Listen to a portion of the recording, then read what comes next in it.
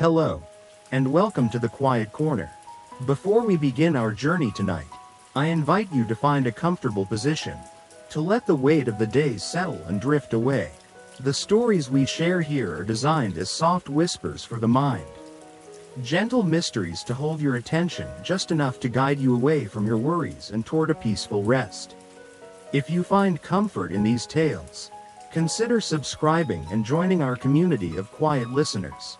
Now, close your eyes, take a slow, deep breath, and let us travel to a small, forgotten town nestled in a valley of perpetual mist, and to a little shop where a very special lantern waits. The lantern that glows with your truest question. There exists a town, tucked so deeply into the folds of rolling, pine-clad hills that it seems to have been misplaced by time itself. It is called Whisperwind, a name earned not from any great gales, but from the constant, gentle sigh of the breeze as it weaves through the ancient trees and combs the silver mist that rarely lifts from the valley floor. The streets of Whisperwind are cobbled, worn smooth by generations of quiet footsteps, and the buildings, made of dark timber and river stone, lean into one another as if sharing secrets. Time here does not march forward, it meanders like the slow-moving creek that borders the town. A gentle, unhurried current carrying with it the scent of damp earth, wood smoke, and baking bread. The air is always cool, a soft blanket that encourages slow movements and softer voices. In this town, urgency is a foreign language. At the heart of Whisperwind, on a corner where a lane of cottages meets the modest market square, stands a shop with a sign that reads, "The Gilded Page and Whispering Glass." The sign itself, hand-carved from a piece of dark oak, is often beaded with dew. The shop is owned and kept by a man named Elias. He is as much a part of the town's landscape as the old clock tower or the stoic, moss-covered oaks, with hair the color of spun silver and eyes the calm, deep gray of a dawn sky. Elias moves through his shop with a quiet deliberation that mirrors the town's own rhythm. His shop is a sanctuary of forgotten things, towering shelves of books with cracked leather spines, collections of sea-smoothed glass in shades of blue and green, intricate clocks that have long since stopped ticking, and maps of lands that no longer exist. It smells of old paper, beeswax, and dried lavender, a scent that is both comforting and profoundly ancient. People do not come to the Gilded Page and Whispering Glass for necessities, they come for a sense of peace. For a moment of quiet contemplation among the ghosts of stories past. And, sometimes, they come for the lantern. The lantern is not prominently displayed. It sits on a small, round table in a quiet alcove at the back of the shop, away from the path of the few customers who wander in. It is unassuming, crafted from tarnished brass that has dulled to a soft, coppery brown, with 6 panes of glass that are not quite clear, clouded with a faint, milky frostiness as if they hold a perpetual breath of winter fog. It is not large, nor is it ornate. There is no space within for a candle or oil. It is, by all outward appearances, a simple, perhaps even flawed, antique. Yet, this lantern is the quiet, beating heart of the shop, the source of its most gentle and profound mystery. Elias never speaks of it unless asked, and even then, his explanation is simple. He will say, with a soft smile that does not quite reach his knowing eyes, "It does not offer light for the path ahead.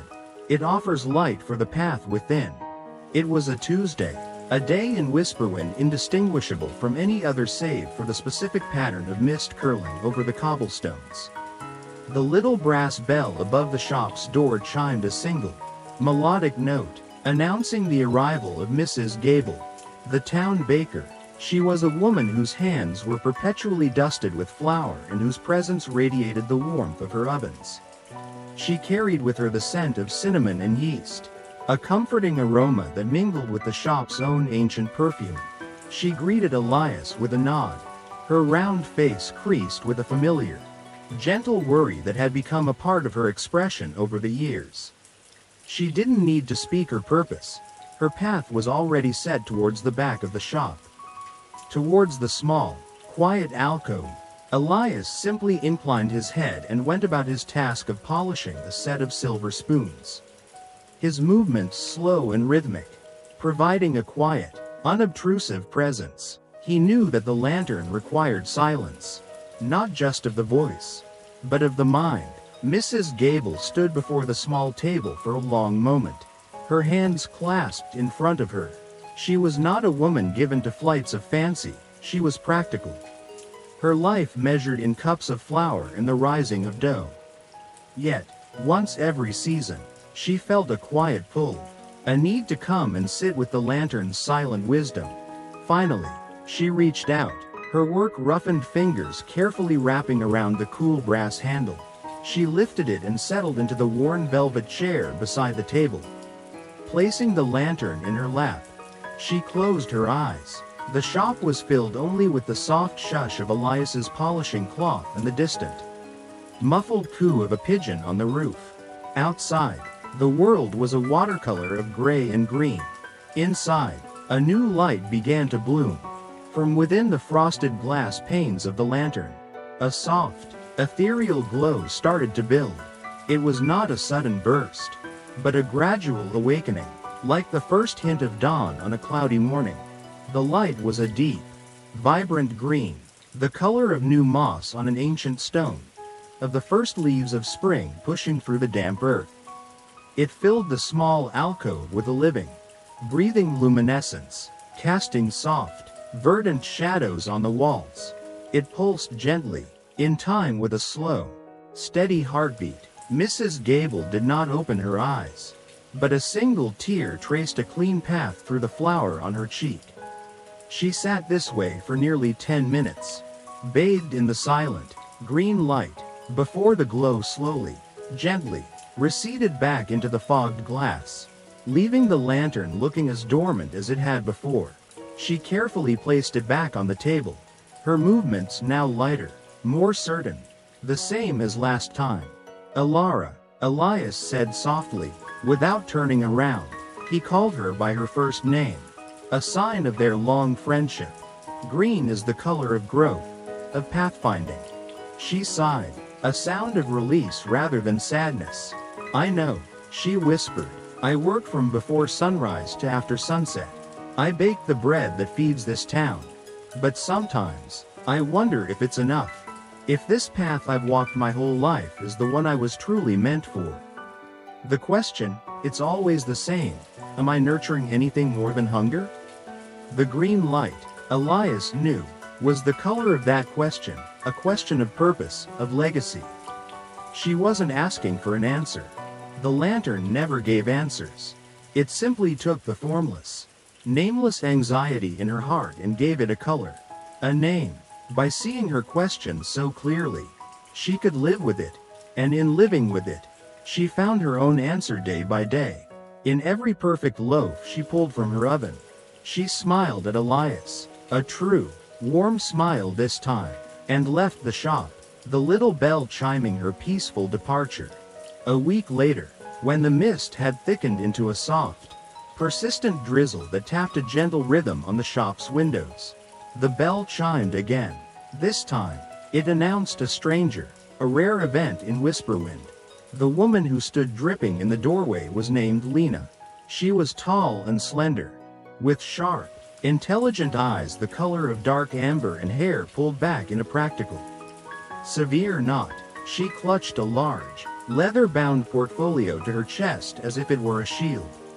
Everything about her suggested a life lived in straight lines and precise measurements.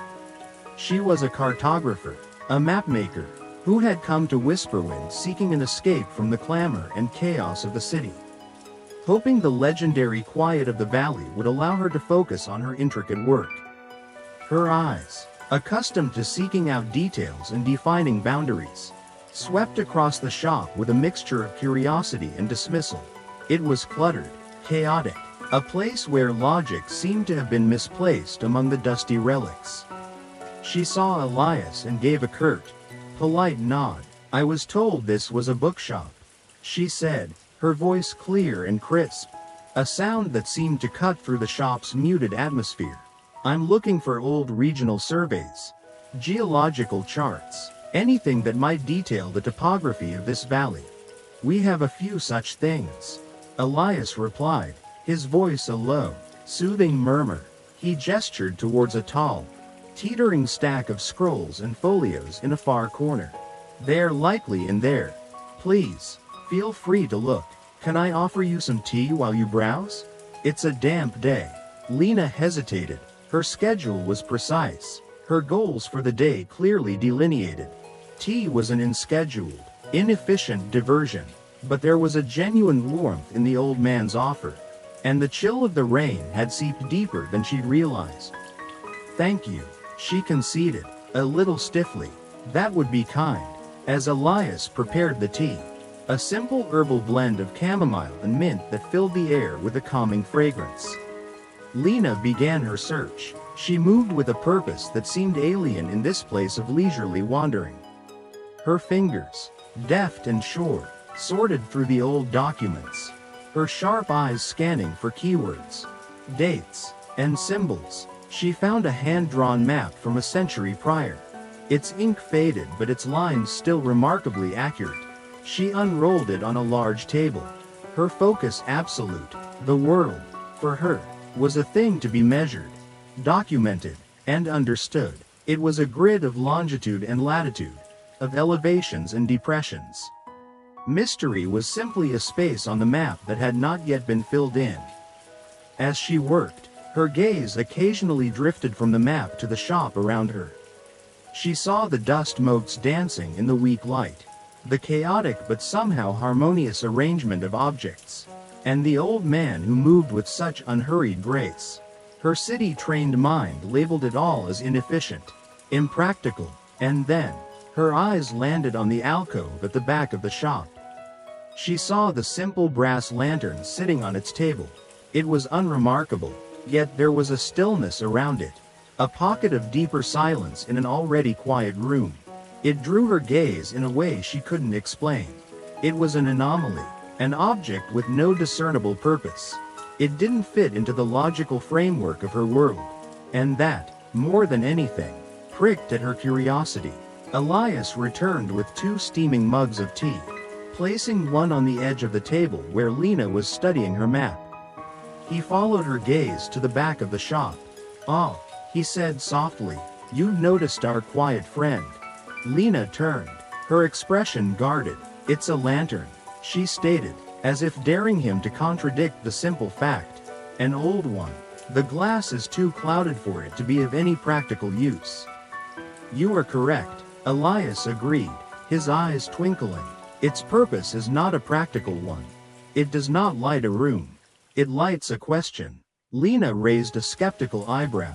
She had heard whispers in the village inn, rambling, folksy tales about the strange antique shop and its peculiar owner. She had dismissed them as the superstitions of an isolated community. "A question?" she repeated, her tone polite but laced with disbelief. "I'm afraid I don't understand." "Few do, at first," Elias said, unperturbed. He took a slow sip of his tea. "It is a very simple thing, really, when a person holds it, in silence, and allows their mind to become still. The lantern will begin to glow. The color of its light is the color of the truest, most hidden question in their heart." Lena stared at him, then at the lantern, then back at him. She was a woman who dealt in empirical evidence, in data that could be verified and replicated. The idea of a lantern that glowed with the color of an emotion or a thought was absurd. A piece of charming but nonsensical folklore. "The color of a question?" she pressed, a hint of challenge in her voice. "And what do these colors mean? Is there a chart, a key to decipher these illuminations?" Elias smiled. "There are patterns, of course. Green, for questions of purpose and growth. Blue, for those of sorrow and memory. Red, for matters of the heart, of passion and connection. Gold for the search for a hidden truth. But it is not a science. It is more like poetry. The meaning is felt more than it is understood." Lena gave a small, disbelieving laugh. Poetry, I see. She turned her attention back to the map. A clear dismissal of the conversation. A fascinating local legend. She traced a contour line on the old parchment with her finger. This was real. This was knowable. Mountains, rivers, valleys. These were truths you could stand on. A magical lantern was a flight of fancy. A story told to pass the long, misty nights. She could appreciate it as a cultural artifact. A charming piece of the town's character. But she could not for a moment entertain the possibility of it being real. Elias did not seem offended by her skepticism. He simply watched her for a moment. His gaze gentle and patient. The world is full of many kinds of maps. Ms. Lena, he said quietly. Some are drawn with ink on paper. Others are drawn with light on the soul. He saw the rigid set of her shoulders. The determined focus in her eyes. He recognized the look of someone who had built very high, very strong walls to keep the unquantifiable world at bay. He knew that arguing or trying to convince her would be as useless as trying to net the mist. The lantern did not work through persuasion. It worked through silence, and it waited with a patience that outlasted all doubt. He finished his tea and retreated to the front of his shop, leaving Lena alone with her charts, her logic, and the quiet, unassuming lantern in the corner, which sat in its alcove holding its silence like a secret. Several days passed. Lena became a semi-regular visitor to the shop, not out of a budding belief in its magic, but for the unparalleled collection of historical documents Elias kept. She would spend hours poring over ancient texts. Her work spread across the large oak table, a bubble of intense, scholarly focus in the sea of calm. She maintained a polite but distant relationship with Elias, discussing the history of the region's forgotten trails and abandoned settlements, but steering clear of any mention of his poetic lantern. She observed the comings and goings of the townspeople, noting with a cartographer's dispassionate eye how many of them would drift towards the back of the shop for a few quiet moments.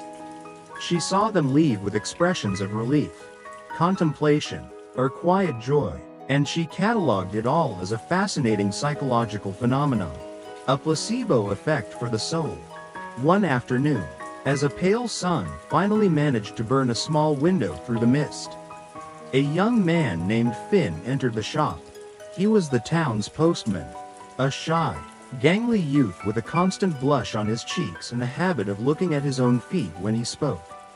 He delivered a small parcel to Elias and then hovered awkwardly by the counter, twisting the strap of his mailbag. "Is there something else, Finn?" Elias asked kindly. Finn shuffled his feet. I was just wondering," he mumbled, his voice barely a whisper. If I might, for a moment." He gestured vaguely towards the back of the shop. "Of course," Elias said, his expression softening with understanding. "Take all the time you need." Lena, pretending to be absorbed in a brittle, yellowed document, watched from the corner of her eye. She saw Finn walk to the alcove with the hesitant steps of someone approaching a cliff edge. He stood before the lantern, his shoulders slumped, a picture of youthful anxiety. He took several deep, shaky breaths before finally reaching out to pick it up. He sat in the chair, cradling the lantern in his lap as if it were a wounded bird. He squeezed his eyes shut so tightly that his entire face wrinkled. Lena expected nothing to happen. She was ready to confirm her theory. It was all suggestion. A trick of the light. The power of belief in a small, isolated community. But then, it began. A soft, hesitant flicker at first, like a single ember catching fire. Then it grew, swelling into a deep, passionate, and overwhelmingly vibrant red. It was the red of a summer rose in full bloom. The red of a glowing coal in a blacksmith's forge. The light was so intense it seemed to have its own heat. And it painted the entire back of the shop in shades of crimson and scarlet. It pulsed with a frantic, rapid rhythm, a stark contrast to the slow, steady green she had witnessed with Mrs. Gable. Finn didn't move. He just sat there, engulfed in this silent, screaming color. The light spoke of a question so powerful, so full of longing and fear and hope, that it was almost deafening in its silence. After a few minutes that felt like an eternity, the red light faded, retreating as quickly as it had appeared. Finn let out a long, shuddering breath and placed the lantern back on its table. He looked pale but also strangely resolved. He walked back to the front of the shop, gave Elias a small, grateful nod, and practically fled out the door, the bell chiming in his wake. Lena was frozen. Her logical mind was scrambling, searching for an explanation. A chemical reaction? Some kind of pressure plate in the chair? A cleverly hidden light source controlled by the shopkeeper? But Elias hadn't moved, and the light had felt alive.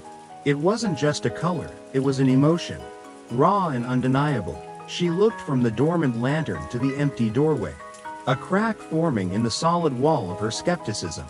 For the first time, she felt a flicker of something other than intellectual curiosity. It was a sliver of wonder, and it was deeply unsettling. The incident with Finn and the crimson light shifted something within Lena. Her work, which had always been her sanctuary of order and logic, began to feel incomplete. She spent her days hiking the misty hills around Whisperwind, her surveyor's tools in hand, meticulously measuring elevations and plotting the course of winding streams.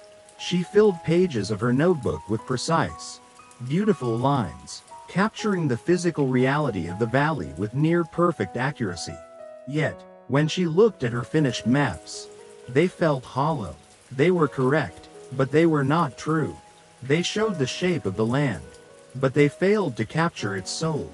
They didn't show the way the mist softened every edge, the profound silence of the ancient forests, or the feeling of time slowing to a near standstill. Her evenings were spent back in Elias's shop, ostensibly for research, but she found her attention wandering more and more. She started sketching, not maps, but the people of Whisperwind. She drew Mrs. Gable's flour-dusted hands, her expression serene after her time with the green light. She sketched young Finn on his rounds, his steps a little more confident, his gaze now lifting from the ground to meet the eyes of the people he delivered mail to. She saw a subtle shift in the townspeople who visited the lantern. It wasn't a dramatic change, but a quiet settling, a smoothing of worried brows, a straightening of slumped shoulders. They seemed to be carrying their burdens with a little more grace, as if knowing the precise shape of their own quiet turmoil made it easier to bear.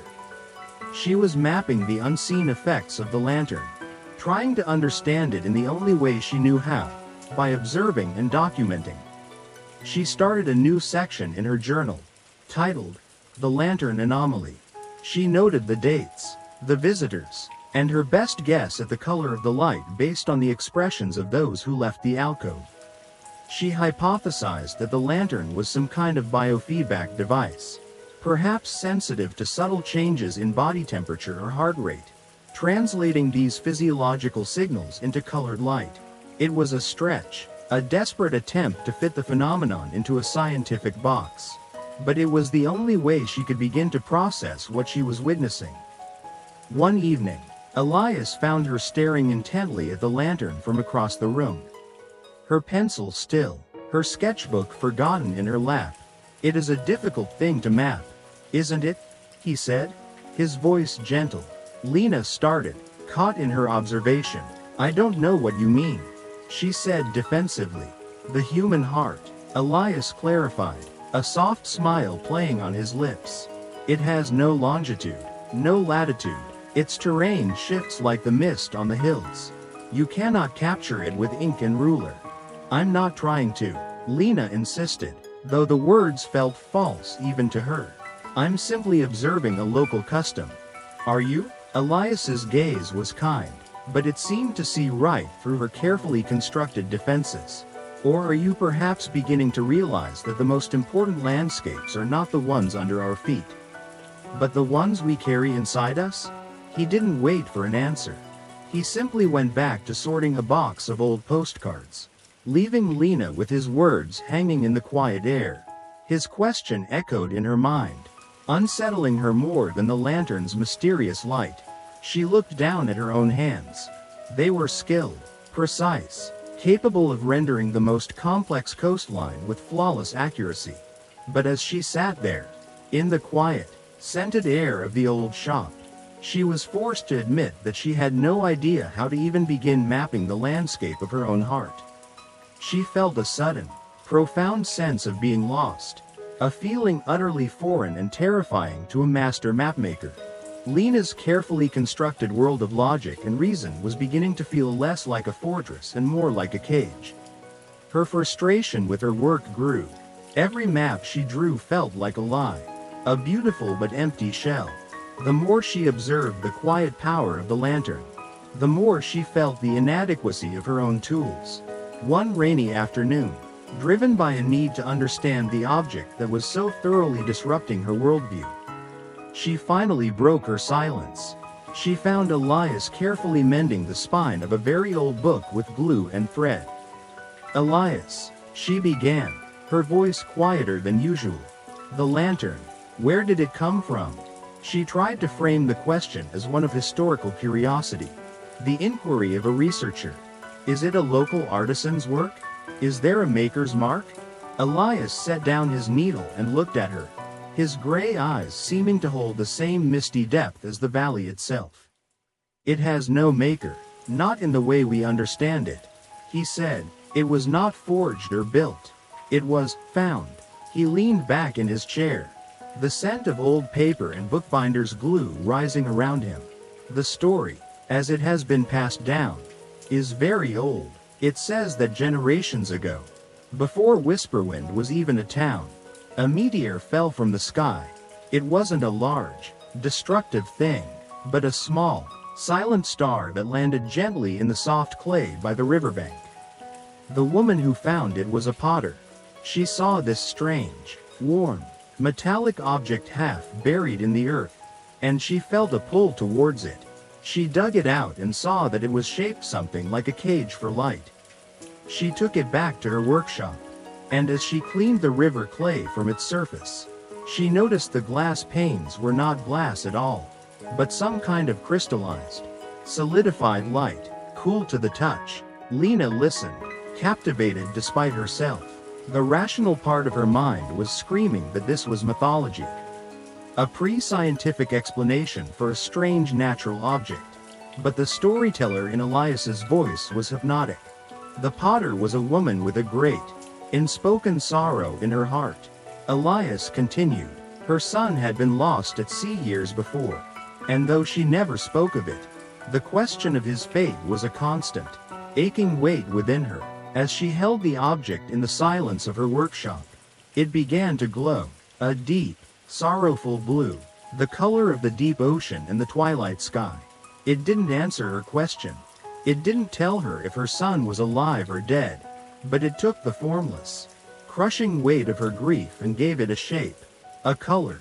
It showed her the question that was hiding beneath her silence, and in seeing it, in acknowledging it so clearly, she found a measure of peace.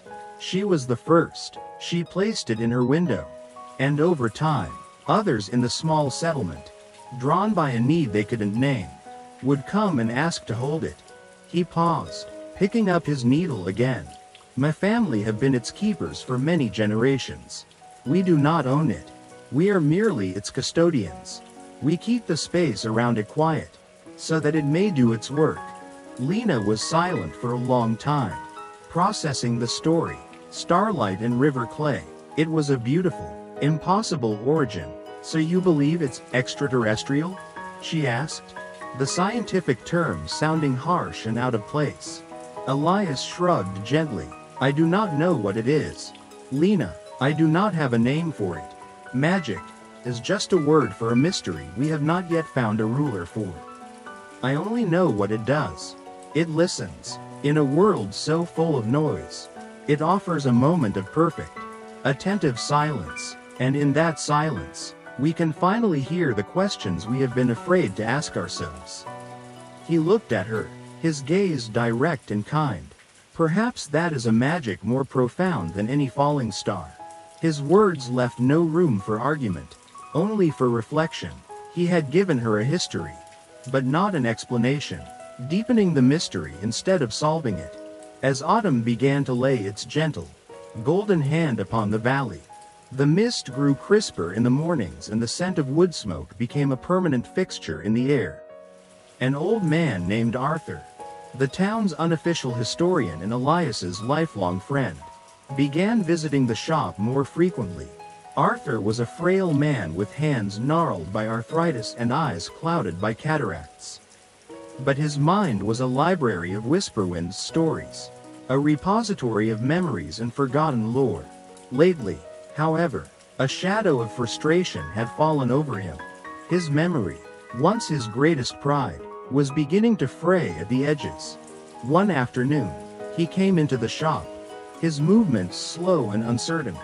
He bypassed his usual chair by the fire and went straight to the alcove. His need clear and pressing. Lena was there, sketching the play of light on a collection of dusty glass bottles. She watched as Elias helped his old friend into the velvet chair and gently placed the lantern into his trembling hands. Arthur closed his milky eyes, his breathing shallow. The silence in the shop deepened, holding a fragile, respectful tension. The glow that emerged from the lantern was different from any Lena had seen before. It was not a vibrant, solid color, but a pale, shimmering gold, shot through with threads of silver. It looked like faded sunlight on a dusty mirror. The light was weak, wavering, as if struggling to maintain its form. It flickered and dimmed, pulsing with an unsteady, faltering rhythm. It spoke of a question that was itself becoming lost, a truth that was slipping away. Arthur began to murmur, his voice a dry, rustling whisper. The name of the bridge.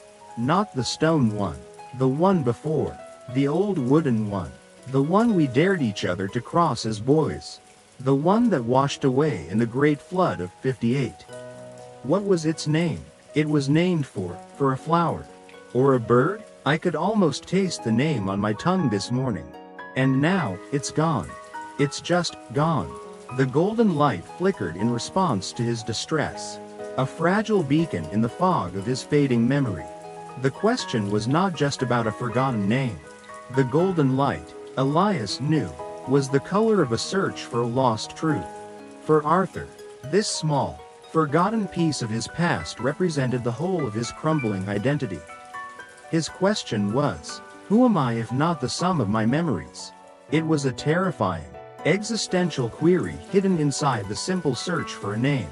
Lena felt a profound wave of empathy wash over her, so strong it made her put down her pencil. She wasn't seeing a scientific anomaly anymore. She was witnessing a deeply human moment of struggle and grace. The lantern wasn't a trick. It was a mirror. It was reflecting the shape of this old man's fear, the desperate search for a piece of himself that was being erased by time. The wavering golden light was the most heartbreakingly beautiful and sad thing she had ever seen. After a long while, the light faded completely. Arthur sighed, a sound of deep weariness and resignation. Elias helped him to his feet. It's all right, old friend, Elias said softly. Some things are meant to be forgotten, perhaps to make room for new kinds of quiet. Arthur nodded, but his eyes were filled with a deep sadness. As he left the shop, Lena looked at the dormant lantern. It had offered no answer, no cure. It had only offered a moment of shared, silent witness to his struggle. And somehow, she understood that this, in itself, was a profound gift. The world demanded answers, solutions, forward motion. The lantern simply offered a space to sit with the question, no matter how painful or unanswerable it was. Arthur's visit had a profound effect on Lena. The sight of that fading golden light, the raw vulnerability of the old man's search for a lost piece of himself, had shattered her last remnants of clinical detachment. The lantern was no longer an anomaly to be studied, it was a force to be reckoned with. A quiet truth that her own rigid logic could not accommodate. This realization sent a tremor through the very foundation of her identity.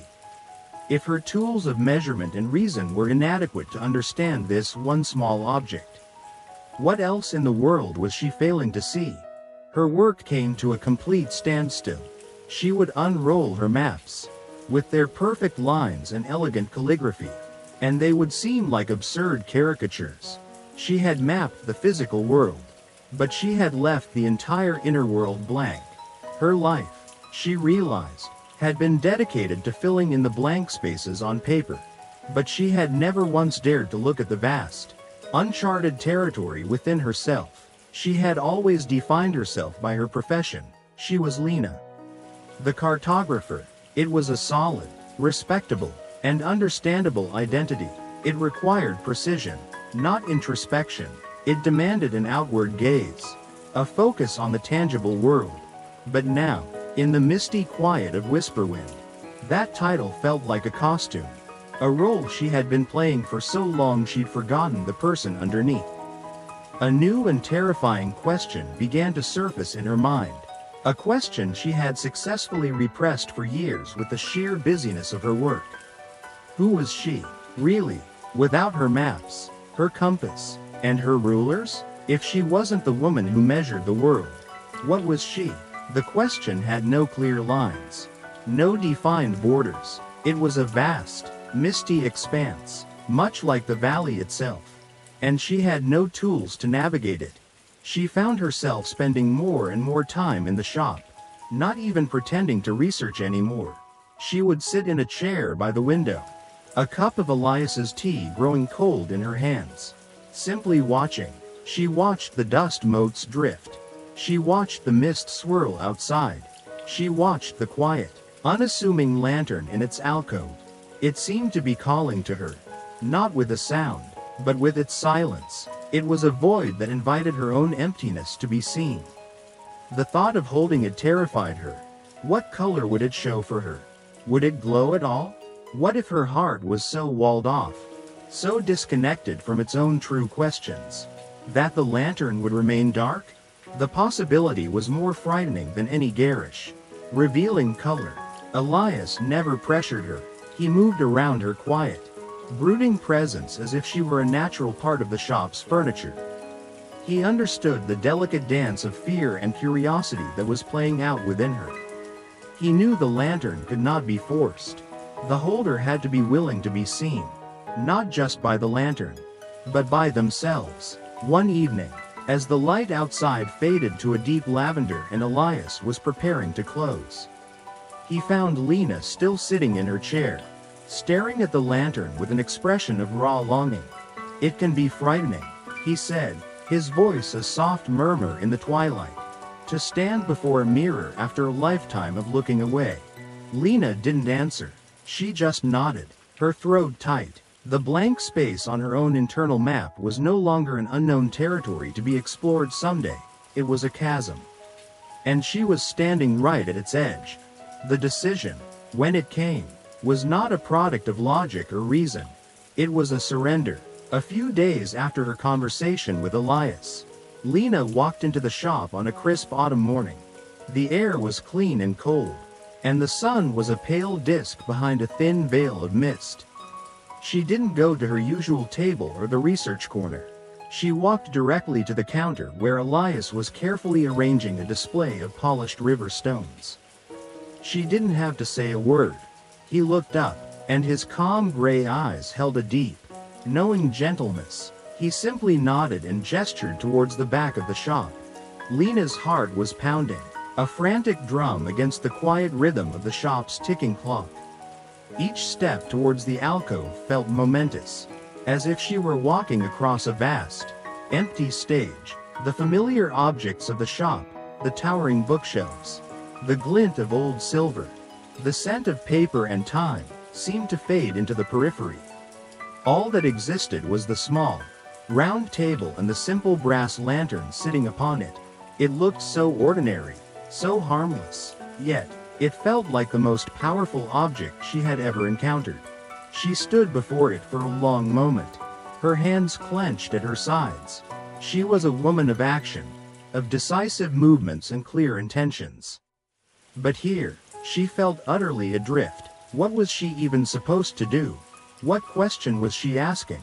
The problem was, she didn't know. Her mind was a chaotic jumble of anxieties about her work, her future, her identity. There wasn't one question, there were 1,000, all clamoring for attention.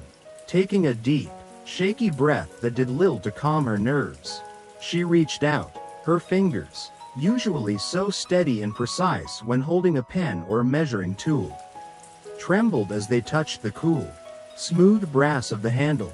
The metal was heavier than she expected. Solid and real. She lifted it from the table.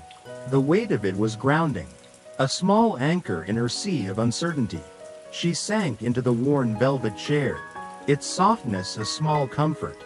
She placed the lantern in her lap, her hands wrapped loosely around its base. Then, she waited. She closed her eyes and tried to follow Elias's only instruction, to be silent.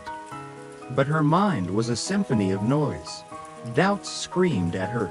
This is ridiculous. It's a trick.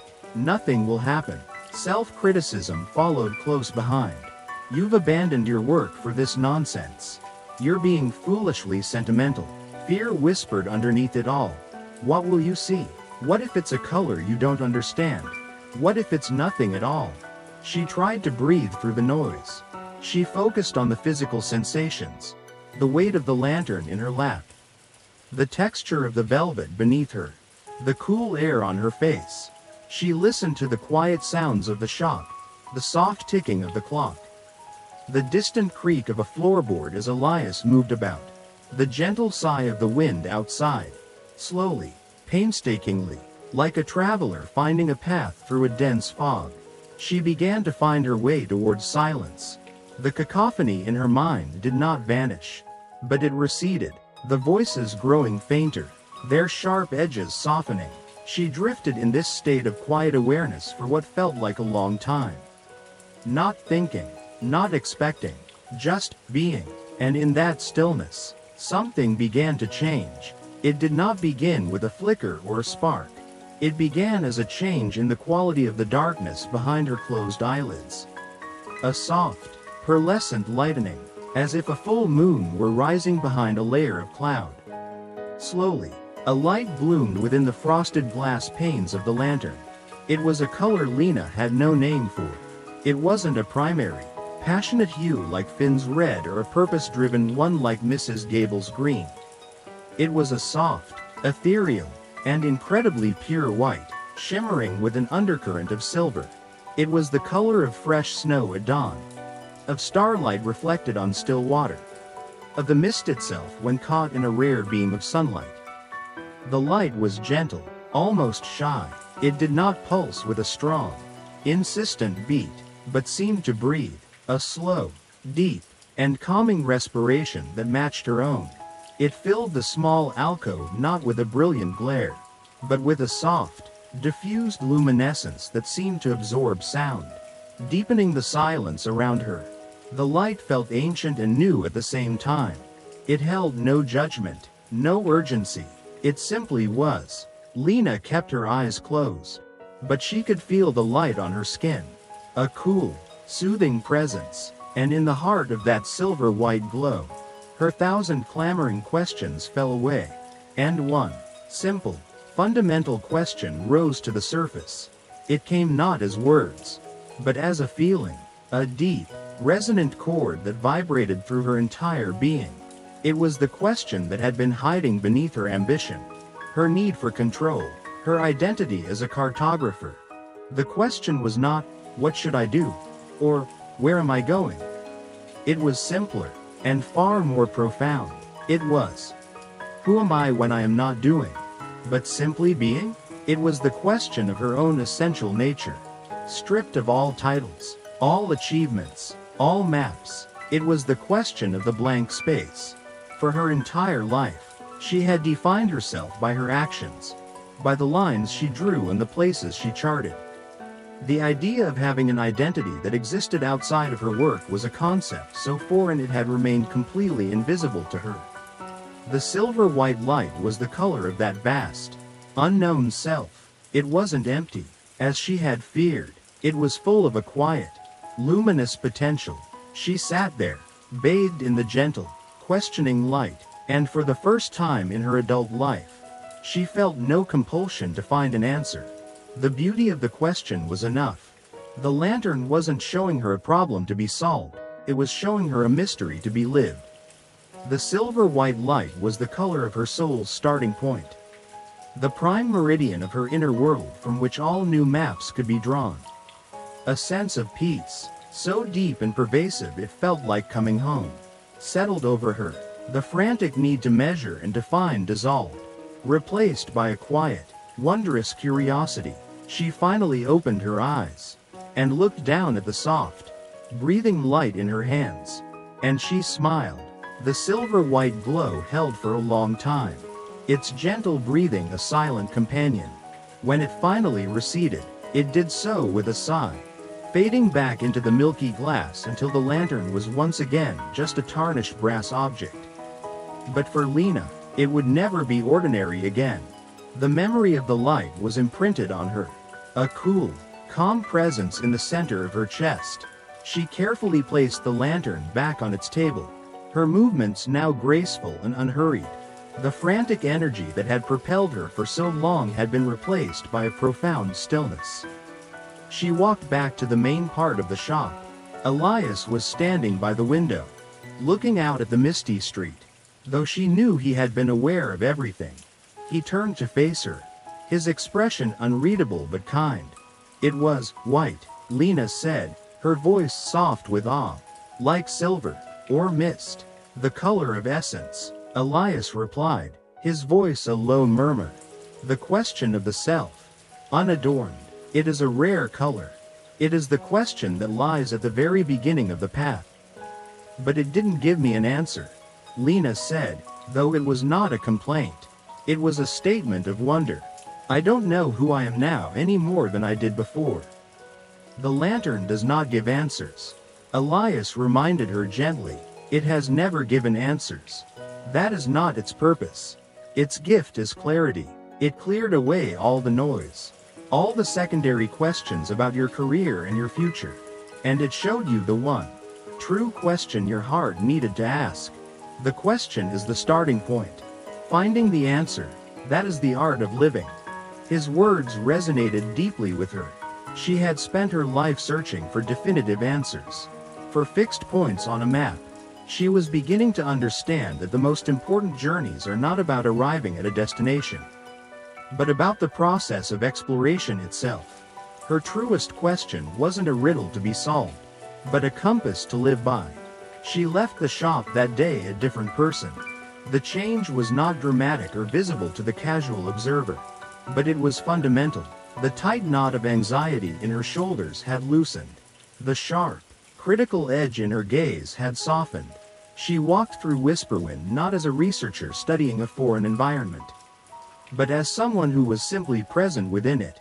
She noticed things she had overlooked before, the intricate fractal patterns of lichen on a stone wall, the way the sound of the river changed after a rain, the subtle shifts in the color of the mist as the day progressed. Her work changed, too. She packed away her surveyor's tools and her precise ruling pens. She took out a block of watercolor paper and a set of soft charcoal pencils. She stopped trying to map the valley and started trying to capture its feeling. Her first new piece was not a map at all. It was a study of the lantern. She didn't draw its physical form, but the memory of its light, a swirl of silver and white on a dark background. A piece that was more about silence and luminescence than about brass and glass. It was the first piece of art she had ever created that felt completely, utterly true. The days that followed were a quiet revelation for Lena. She had traded the language of lines and symbols for the language of light and shadow. Her new art was an exploration of her time in Whisperwind, and more specifically, of her experience with the lantern. She sketched the deep, hopeful green of Mrs. Gable's purpose, rendering it as the light filtering through a canopy of new spring leaves. She painted the passionate, desperate red of Finn's hidden love, not as a lantern, but as a single, perfect rose blooming in a shadowed alleyway. She captured the fading, tragic gold of Arthur's memory as the last rays of a winter sunset on a frosted windowpane. She was mapping the emotional landscape of the town, translating the lantern's silent colors into images that others could feel. Her art was no longer about accuracy, it was about resonance. Her studio, the small room she rented above the bakery, was filled with these new works. They were quiet, contemplative pieces that seemed to hum with the same gentle mystery as Elias's shop. She continued to visit the Gilded Page and Whispering Glass, not as a customer or a researcher, but as a friend. She would sit with Elias for hours, sharing a pot of tea in comfortable silence, watching the slow, timeless rhythm of the shop.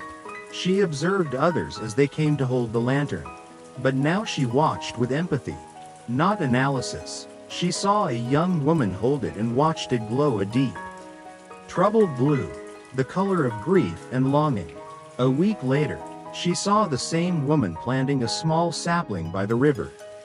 A quiet act of hope. Lena understood. Now, the lantern didn't solve the sorrow, it gave it a shape. And in doing so, allowed the person to begin the slow work of living with it, of planting something new in its soil. One afternoon, Elias was looking at one of Lena's new charcoal sketches. It was a drawing of the shop's interior, but instead of focusing on the objects, she had focused on the spaces between them, the pockets of shadow, the beams of dusty light. "You have found a new way to make maps," Elias observed, his voice full of a quiet pride. "I'm not making maps anymore," Lena replied. "I don't know what I'm making." "Aren't you?" he countered. "You are charting the terrain of the unseen. You are documenting the places where silence speaks, where light holds meaning. It is a different kind of cartography, perhaps, but it is cartography all the same. And it seems to me to be a truer map of this place than any you could draw with a ruler." Lena considered his words. He was right. She was still a mapmaker, but the territory had changed. She had moved from the outer world to the inner one. She was mapping the whispers, the feelings, the quiet, luminous questions that lived in the heart of things. Her own silver-white question, "Who am I when I am simply being?" was her guide. Each drawing, each painting, was a small step on that journey of discovery. The answer wasn't a destination to be reached, but a landscape to be explored. One brushstroke, one charcoal line at a time. The peace she had been seeking in the quiet of Whisperwind had not been in the absence of city noise, but in the discovery of her own inner silence. Autumn deepened into a gentle, misty winter. The first snow fell, dusting the dark roofs of Whisperwind in a blanket of white, muffling the world in an even deeper layer of quiet. Lena had decided to stay. The thought of returning to the city and its loud, demanding logic felt like a memory from another lifetime. She had found her place here, not as an outsider, but as a part of the town's gentle, unfolding story. She had converted her small room into a proper artist's studio and gallery. The townspeople, initially hesitant, began to visit. They would stand before her art, their expressions soft and contemplative. They recognized their town in her work. But more than that, they recognized their own feelings. Mrs. Gable stood for a long time before the painting of the green, leafy light. "Yes," she whispered, to no one in particular. "That's it, that's the feeling." Finn, now walking hand in hand with the girl he had been too shy to speak to, blushed when he saw the painting of the single, perfect red rose. Lena realized that she had found the answer to her question not in a single moment of revelation, but in the daily practice of her new life. Who was she, when she was simply being? She was the person who noticed the exact shade of lavender in the twilight sky. She was the person who could sit in silence with a friend. She was the person who could see the color of a hidden question and translate it into a form that brought comfort to others. She was an artist. She was a friend. She was a resident of Whisperwind. Her identity was not a single, fixed point, but a constellation of quiet moments, of connections, of creative acts. One snowy evening, She brought Elias a gift. It was a small, framed watercolor. It depicted the front of his shop, but with a unique perspective. The focus was on the warm, inviting light spilling from the windows onto the freshly fallen snow. Floating in the air, just above the shop's sign, was a soft, ethereal orb of silver-white light, the color of her own question. Elias looked at it, his old eyes crinkling at the corners in a genuine, heartfelt smile. "It is beautiful, Lena," he said. "You have mapped the heart of the place. You helped me find the way." She replied, "You and your lantern. The lantern only shows you where to look," he said, placing the painting on the counter where he could see it every day. "You were the one brave enough to make the journey." In that moment, Lena understood the lantern's truest magic. It wasn't just about revealing a question. It was about connection. It connected people to their own deepest selves. And in doing so, it connected them more deeply to the world and the people around them. The shared, silent mystery of the lantern was a thread that wove the fabric of the community together, creating a tapestry of quiet understanding and mutual respect for the hidden landscapes everyone carried within them. Years passed, flowing as gently and steadily as the river that bordered the town. Lena became as much a part of Whisperwind as the mist and the ancient trees. Her hair, once pulled back in a severe knot, now had threads of silver and was often worn loose, catching the damp air. Her art became known far beyond the valley, sought after by those who yearned for a piece of the quiet she so masterfully captured. But she never left. Her home was here. Elias grew older, his steps slower, but his eyes remained as clear and calm as ever. Lena spent many of her afternoons in the shop, helping him, listening to his stories, and simply sharing the quiet. She learned the history of every object, the provenance of every dusty book. She learned the rhythms of the shop, the way the light changed throughout the day, the distinct sound of the bell for each regular visitor. One day, Elias called her to the alcove.